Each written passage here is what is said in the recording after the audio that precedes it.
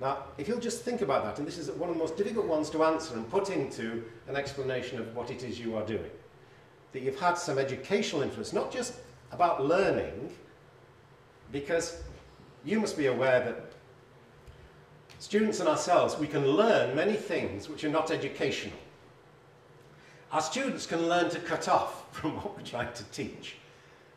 They can actually learn to do quite some antisocial activities, and they learn them very effectively. Now, this isn't educational. That's why I distinguish between what is educational learning and just what is learning. Now, this is where, Joan, there you have the action, what we call the action reflection planner.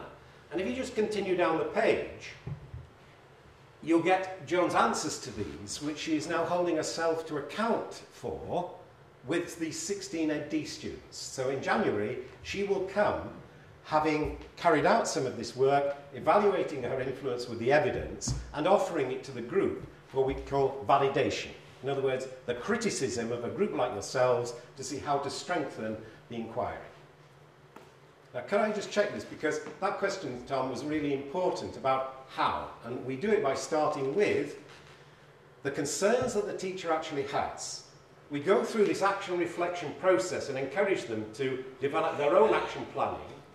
And this is where Joan now needs to work on this, which is this one. How do I demonstrate the validity of my account of my educational influence in learning?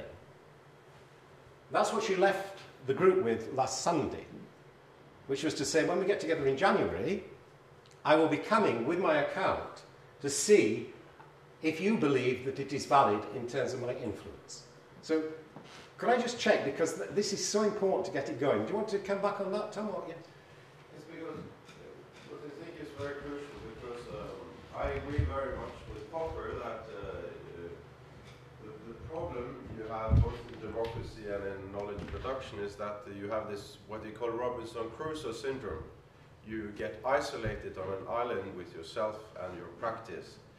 And what you need then to have this intersubjectivity you're talking about, you need to create a public sphere for this debate, for criticism, a friendly criticism with each other. But there is something about education that is so sensitive to people. Sensitive about my practice, sensitive about my values, sensibility about do I affect the children like the principal ones, like the parents ones. That I sometimes find it hard to create this intersubjectivity in dialogue that really improves. So how do you get the quality of this conversation or this criticism? And where do you create the public sphere for this intersubjectivity between teachers? Because often they are like Robinson Crusoe, they isolate themselves with the pupils on Friday. Okay, now, because I meet with the teachers, literally I hold, every Tuesday and Thursday evening, people know that I'm in a particular room of the University of Bath. And they can come along, these are master's students and quite a few doctoral students, and we will actually answer those kinds of questions. Okay? Now, one of the things I'd just like to show you is how we take one of the most difficult things to do and work with what we call empathetic validities. Now, I don't think that that may be a term you've heard, and certainly I don't think you will have used what we start with, which is empathetic resonance. Okay, now, when you heard the guitar, I would imagine that the music was resonating with you physically. There was, you were giving a response to this, which was literally, when I say from the gut, you know, it is actually from the body, that you have a response which is holistic, but to that music. Now, I just want to show you one or two video clips where you can answer Thomas's question, by you being the validation group. Now, this is rather big for a validation group. I usually have between 5 and 8 people. And we will just explore the validity of the claims that we're making. Now, I'll just show you just one that I'm hoping you will be able to see. Maybe if we turn on the lights. Yeah, I think it will be important to have the lights turned down if we could. Okay? let's just see if we can turn the lights down to get this. Now, what I'll do with the cursor, I'll just turn the cursor. Now, this is what we use for empathetic validity. Now, you don't need to hear the sound for this. The next one, you'll need the sound. But this was in a classroom in China.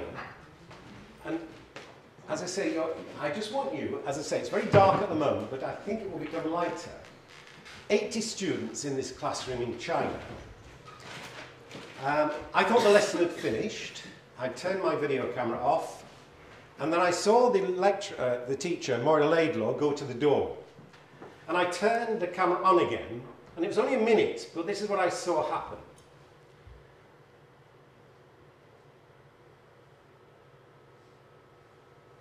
Now, what the cursor allows you to do is just stop at particular moments and just pick out something that resonates with you.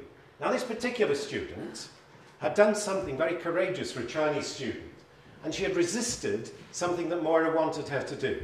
Okay, now that is very unusual in China. And at the end of the lesson, Moira is congratulating this student on actually showing that resistance. And it's not a negative thing.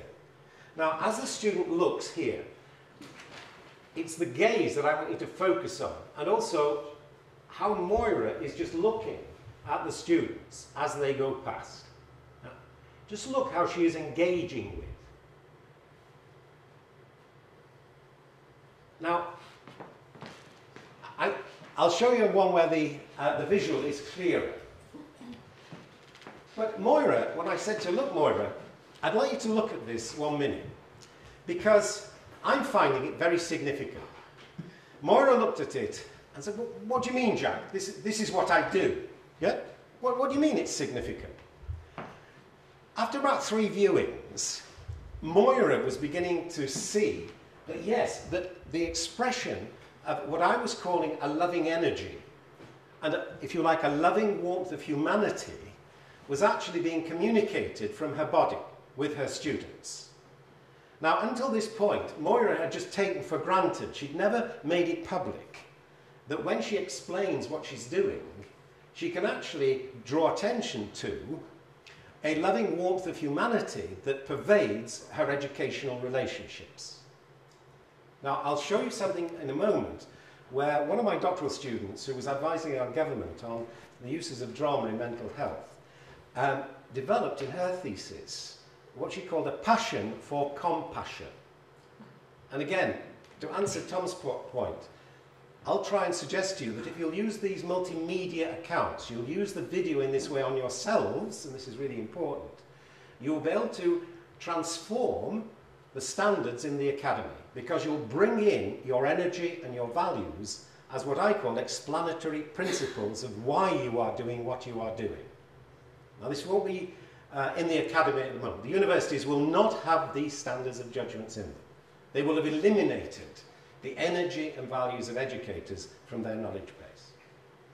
So this one, as I say, was the first one that just using this particular approach with the cursor, that you can move along and you see suddenly the engagement. Imagine that you are subjected to that gaze yourselves, which seems to me to evoke a pleasure of the teacher Moira to be with you. You know, as she was going past, she was connecting directly with the individuals. And it was not false. It was a genuine pleasure in being in their company. Now, I'll just go for another minute, and then I'll just ask for your responses in terms of this whole issue of validity, because the next one convinced the external examiners of Marian Naidu's thesis, and I'll just see if I can actually get this coming up.